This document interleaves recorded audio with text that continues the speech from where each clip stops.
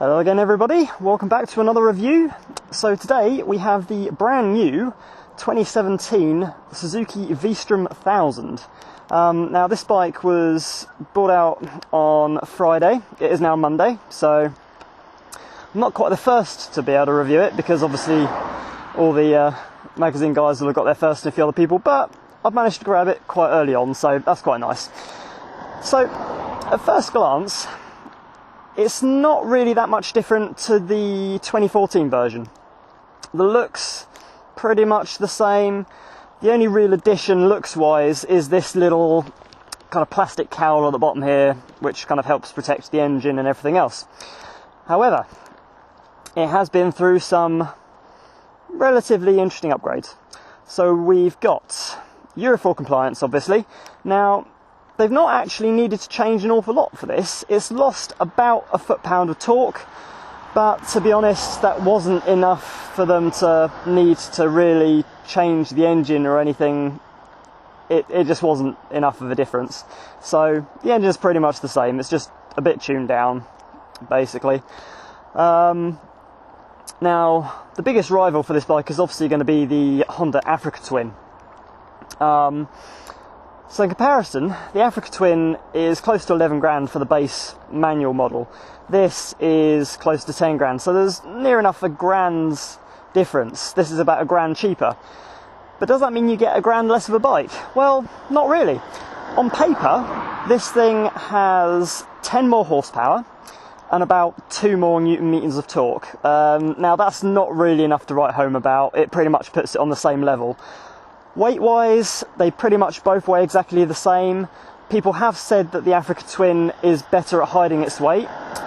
Not so sure about that. Once we get out and start riding, I will comment on that further. But at the minute, I can't really see as how the weight really makes any difference between the two bikes. It's basically the same. But what else do you get with this? So, I mean, styling-wise, they've kind of gone for, I don't know, it looks a little bit sort of BMW GSE, but obviously it's different enough to not be ripping anything off. It's a V-twin water-cooled engine, surprisingly smooth actually. I'll get onto that in a bit. That is actually quite smooth considering it's a V-twin. Nice big bulky exhaust, as you'd expect, but that does keep it nice and quiet. It's not too bad looking from the back. I must admit, when it comes to the styling of this one, I did kind of prefer the previous incarnations, you know, the ones that didn't have the peak. They were just, looked a bit more like the Africa Twin. That kind of, for me, that looked better. I'm not saying this looks bad, it's just, in my personal opinion, I preferred that look. But, yeah, it's not too bad looking. So, let's get on the bike. Before I even do, I can quite happily say that this is a very comfortable seat. The Africa Twins was a little bit harder. This is a little bit wider, a little bit softer. I do quite like that. So, getting on the bike. Another thing with this, compared to the Africa Twin, is that the electric output comes as standard. On the Africa Twin, it is a optional extra you have to pay more for. Now, further goodies, we also have an adjustable screen, so this can be adjusted to different levels depending on your preference. I've got it on about the middle setting for the minute. We'll see how we get on. What else have we got? ABS, we've got the traction control system. Now this actually has cornering ABS as well. So what it does, whereas normal ABS, the sensors will detect whether you're losing grip in a straight line, this also has sensors that detect the lean angle and will account for that, because obviously as you're going around a corner, you've got less rubber in contact with the road than when you're going in a straight line. So it takes all of this into account when the ABS starts kicking in and everything. So that's a nice little safety feature. We've also got a easy start, which I will demonstrate in a minute. And finally, what they call low rev assist, and all that is when you let the clutch out, it will build the revs ever so slightly for a smooth getaway, so you've got less chances of stalling it or whatever. At least that's the idea. Right, so we stick the key in the on position, we've got all nice simple display here. We can go through the modes. It just kind of tells you all the different things, fuel economy and stuff like that. That's the other thing before we get going. The fuel tank on this is 2 litres bigger than the Africa Twins. The Africa Twins is about 18 litres, this is 20. But both bikes have around the same miles per gallon. They claim around about 60 miles per gallon. So again, there's not really much difference between the two in that respect. You do get that extra 2 litre fuel capacity with the Suzuki, which is a nice touch, so that's fine. Right, so once it's all turned on, this is where the easy start comes in. Right, you don't have to touch anything else. You don't have to hold the button, you just press it very quickly and it will hold the starter motor on for however long it takes to fire the thing up, and it just does it all for you. So like this, just like that. No holding the clutch, no anything else. Obviously it's got to be in neutral, but it just does it all for you, so that's great, that's brilliant. Right, I think that'll do for that bit. Let's get her out on the road. So I actually want to go down there. So yeah, weight-wise, compared to the Africa Twin, which weighs the same, I'm not noticing, just manoeuvring around on my feet here, it doesn't feel any heavier.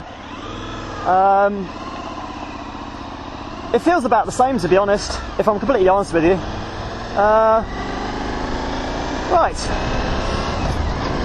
So yeah, as we're going along, the engine, it is a V-twin. It's never going to be as smooth as a parallel twin, but then it is quite a lot smoother than some other V-twins I've ridden, so that's actually quite nice. As I said before, the seat is incredibly comfortable. I'm just going to adjust the screen there. There we go. Yeah, it's got an incredibly comfortable seat. The riding position is also very, very comfortable. Pretty much, again, very similar to the Africa Twins. So the bars are in a nice position. I'm sat nice and upright. You know, my legs aren't too cramped or anything. It's a very nice bike to ride. The other thing is, it feels, I've only been riding it for about 20 minutes so far, but the handling feels very nice on this. Again, people have said that the Africa Twins is slightly better because that parallel twin configuration, keeping the weight well distributed. But to be perfectly honest, I think this has got fantastic weight distribution. It just feels so kind of nice and confidence inspiring. I was saying this about the R6 that I rode the other day. It's got very confidence inspiring handling to it. Oh look, there's an Africa Twin there. Just as I'm talking about Africa Twins, one passes me. How about that? Oh dear. Right. So what was I saying? Yeah, very confidence inspiring. Again, all these sort of modern electronic aids, the traction control system and the ABS, just make you feel so secure. Obviously you have to be careful of that because it means you're tempted to go faster because you feel safer, but we are still on a motorcycle. But yeah, I mean, she's a big old beastie, but not too big. Doesn't feel out of control or anything like that. Right, we're going to go down onto the main road here, give it a bit of a blast. See if I can get past this van in a minute. Doo-be-dip-dip-dip-dip-doo.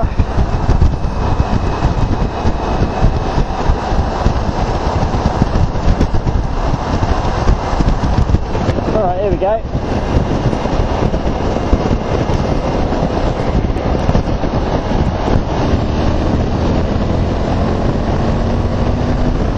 So, she's got good strong performance from the engine. Really pulls quite nicely. The Africa Twin pulls very well as well. But it just feels like it's got that tiny bit of extra grunt. Only a tiny bit more, but you can just about feel it. Very, very nice, very smooth.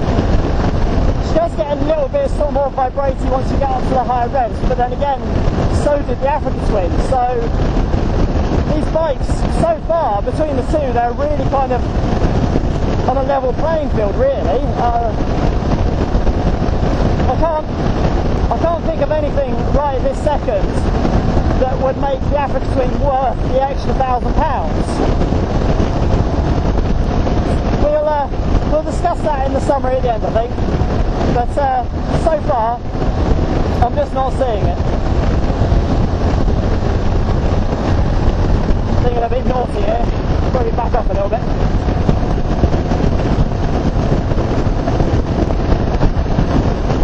So, as adventure bikes go, Suzuki have made this look very, very much like one. I mean, you know, they've even, with this model, they've even added the handguards here. The thing is, though, unlike the BMWs and unlike the Africa Twin, this isn't actually quite as much of an adventure bike, really. So, the Honda and the BMWs are marketed as adventure bikes that you can go off-roading with. Now this will off-road, and it will off-road relatively well. But Suzuki haven't marketed it as an off-roader. They've marketed it as an adventure bike for the road, and as such they've tuned it as a road bike primarily. So I've heard people say before that this is, well, 95% road bike, maybe 5% off-road bike. Now, I think that's a little bit unfair. I think that actually, all things considered, if you were to take this off-road, it would be absolutely fine. You'd want to upgrade the tyres. I mean, this has got all road tyres on it. They're not designed for off-roading. If you were to switch those out for some dual sport tyres, this would quite happily off-road. I mean, it's got the torque. The V-twin engine is a nice torquey engine. It's got all the same sort of specs as the Africa Twin, so there's no good reason why this wouldn't make a good off-roader as well. But it's just that's the way they've decided to market it. But then, as an adventure bike for the road, I think it's great. It's definitely very, very comfortable. I would quite happily go on long distances in this, very happily actually. I really like this, not going to lie. I am a little bit biased towards Suzuki's, not for any particular, well, like not for any commercial reasons or anything like that, just because I've had bikes from all manufacturers over the years, and the Suzukis that I've had have just been, they just tend to be that little bit better value for money, I think. And they're such good bikes. I mean, at the end of the day, it's a Japanese bike, it's a Japanese engine, it's really good. And the build quality on this thing is fantastic. I mean, these plastics are nice and strong.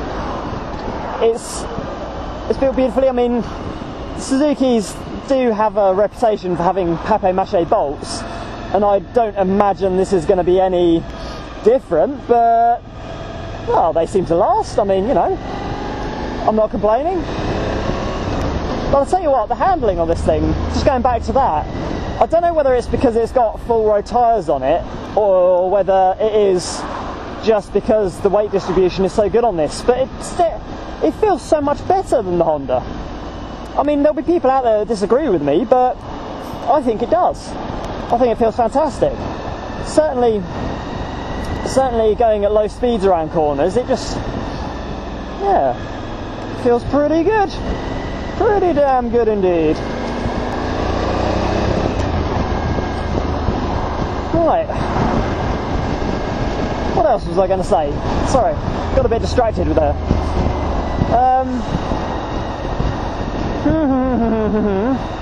So, traction control settings, I've currently got it on middle of the road. This only has 3 settings. Basically, you've got fully on, half on, and off is the settings you get with those. There's not really a lot of complicated stuff with this bike. You can select the traction control settings and the ABS, you can turn that off for if you are off-roading, but really apart from that, there's not much to it. You get a good amount for your money, but it's not overcomplicated. And the instrument setup, so this here is nice. Now Honda, if anyone from Honda is watching this, you can learn from this, or at least go back to your original designs. Look at this. There's your indicators, nice and easy to turn on and off because you use them quite often, and the horn that you don't use quite as often is underneath but still easily accessible. It is not in the way. Yeah? Just a little hint there for Honda. Go back to the original design, it's better. See, Suzuki have carried on doing it, it's fine. Oh dear, oh dear, oh dear. Right, I'm a bit bored now. I want to get past these people. I'm taking some more twisties. Ah, there's cars coming, you annoying people. Yeah, I'm really comfortable on this. Very comfortable indeed. I mean, this is, I've said it before when I rode the Africa Twin, this style of bike suits me down to the ground because of my height and because I'm kind of like usually a laid back rider anyway. I just like to cruise, but I do like the idea of going on a long haul adventure. This is perfect. It's absolutely perfect.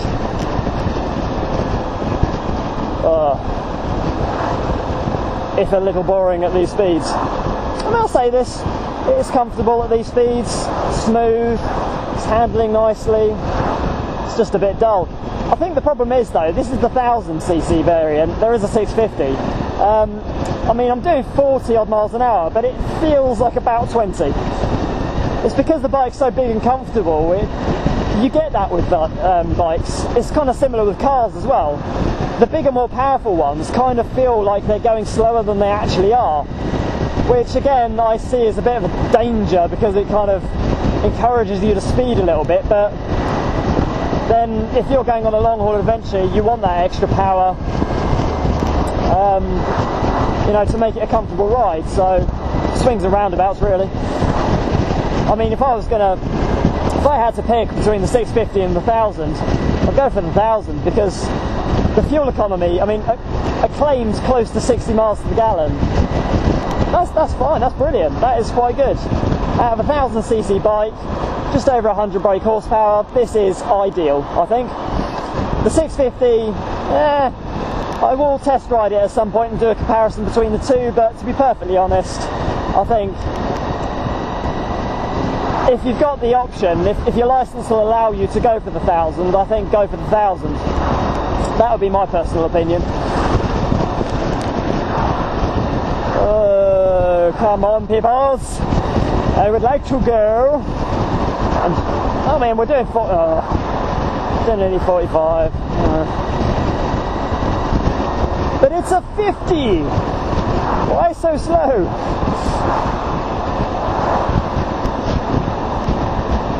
Meh. Whatever. Whatever. I'm enjoying myself. This is beautiful. I like this. Do you know what? I've got a lot more bikes to test ride. I'm going to be doing a lot more test rides for you guys, but so far, because I'm looking at buying a new bike in the next year or two to replace my somewhat aging 600. And I'm erring towards this style of bike anyway, but you know, so far this is winning it out for me. I mean, I'm going to have a go on the Kawasaki Versys, I'm going to have a go on a few other things, but yeah, so far out of the bunch she's a beauty. I mean, I can even forgive, as I said before, she's perhaps not the prettiest one I've ridden. I preferred the looks of the Africa Twin, but I think overall performance and overall what you get for your money and price and everything else, I think this kind of wins it out for me. We'll see once we get past this mush Subaru. We'll get going and give it a bit more of a test. That's the thing, I want to corner it a bit faster, see what it's like. Pretty good? Yeah!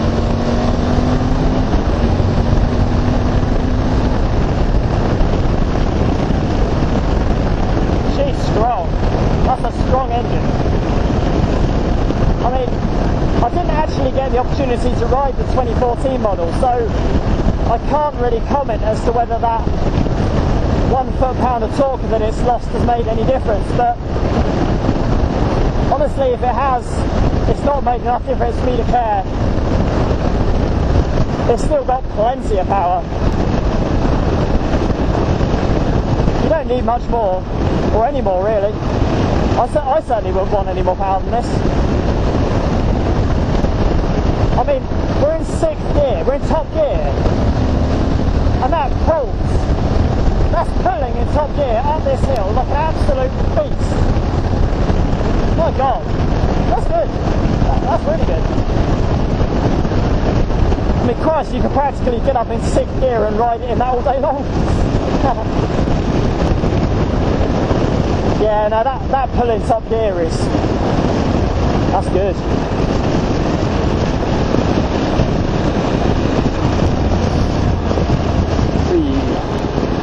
It's got good strong brakes on it as well, actually. Should probably mention that. Brakes are really good. Obviously I'm not going to push it to its limits, I'm not going to test cornering, ABS and everything else, but it's kind of reassuring in the back of my mind to know that it's got it. I mean, on a day like this, it's a bright sunny day, the roads are dry as a bone, it's, you know, not such a big thing, but if you are going on an adventure, especially if you're going for a couple of weeks or something, you know, you're going to come across some bad weather eventually. Your luck ain't going to be that good that you can ride over that kind of distance for that period of time without experiencing some bad weather. And just knowing that this has those aids in the background there, just are really reassuring. I like it. It's really good. I know I keep saying this, I keep saying it's really good, but it is. It's that's a really amazing bike. I certainly think it's well worth under 10 grand. I mean, because you're getting all the same things as you get with the high-end bikes, because I mean the cornering ABS and all that stuff are actually off of the top spec GSXR Superbike, so you know you're getting all of that technology, yeah, for under 10 grand, and well, maybe just over by the time you've spec'd it out a little bit with a few accessories. I mean, if I go ahead and buy something like this, obviously I want the full touring pack, so I want panniers, back box, all that kind of stuff. Yeah, but I do like that you get a lot of stuff, you know, as standard, like, you know, the handguards and the electric output for your sat nav and what have you. That's nice, you know. It's nice that they give you these things. Oh, this is really boring. I think the trouble is I've chosen to test ride this kind of towards the end of the day when people are starting to go home, which was a bit of a sucky idea. But I mean, that's fine, we're getting a good feel for the bike. I'm hoping that you guys are getting a good idea of what it's like to ride. I'll pull over in a minute and do like a little summary.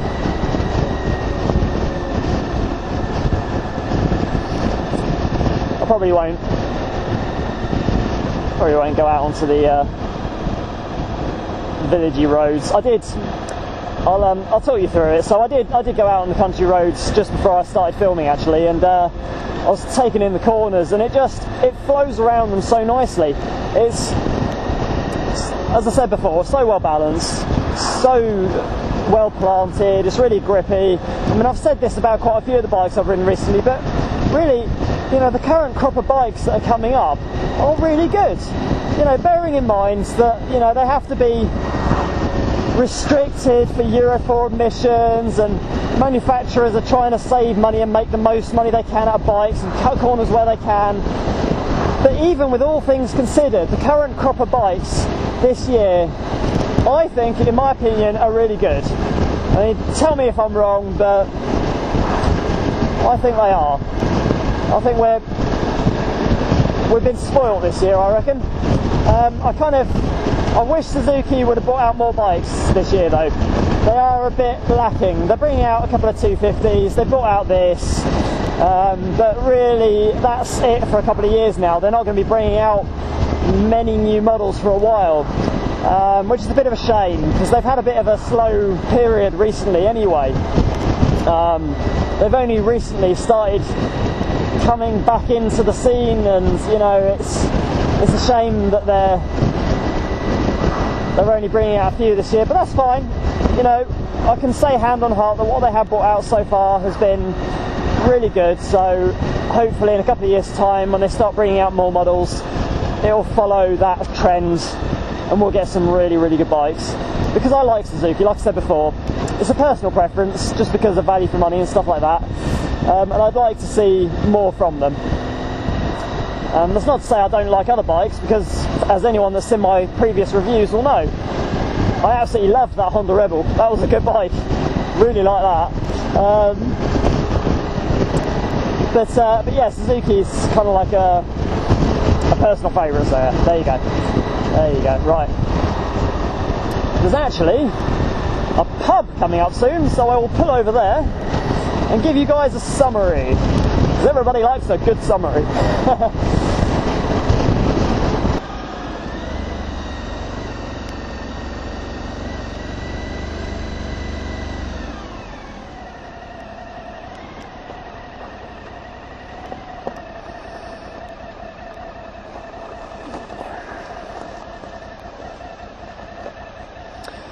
Right guys, so to summarise, yeah, no, I think this is an absolutely fantastic bike. The value for money is brilliant for what you get. I mean, it costs £1,000 less than the Africa Twin, you get more standard, you get, you know, the electrical output, everything else. The cornering ABS, I'm not entirely sure, but I don't think you get that on the Africa Twin, which is great. One thing you certainly don't get on the Twin is this adjustable windscreen, which again, I think is a really fantastic thing to have a standard. Overall, the performance is fantastic. I mean, the handling, as I said before, is brilliant. The power, it pulls so brilliantly. Even in top gear, it pulled up that hill like it was nothing. Incredibly good power. I definitely recommend this bike. I can honestly, hand on my heart, say I would recommend it. Another little thing I've literally just noticed that I quite like is this part of the tank. So, you know, you've got the tank and then you've got this to stop you from scratching it, and it's really good. It's really good. I like the extra fuel capacity as well, and I love this seat. It is so comfortable. Yeah, that's all I've got to say about this, really. It is absolutely brilliant. Between this and the Africa Twin, there's not masses of difference. I think for me personally, this wins out just because of the value for money, mostly, and the little extra bits you get. But it's really down to personal preference on that one. I mean, you know, there are going to be people out there that are going to prefer the Africa Twin, and it's not really that much more expensive. And also, the thing you don't get with this, that you can get with the Africa Twin if you want, is that automatic gearbox, the dual clutch transmission. You can't get that on this, unfortunately, but it's a small sacrifice. I don't really mind, but you know, some people might, so that would kind of make you err towards that. But yeah, no, overall this bike is absolutely fantastic. I can't see that many bad points to it. So yeah, nope, that'll do for this review. Thank you guys so much for watching. As I said before, there'll be more reviews coming. Please do keep an eye out for those. If you did like this video, please do give me a like and subscribe. I do try and put out new videos every Tuesday and Thursday, and so far I've been keeping to that, so hopefully you enjoy it. And for now, yeah, once again, thank you very much and goodbye.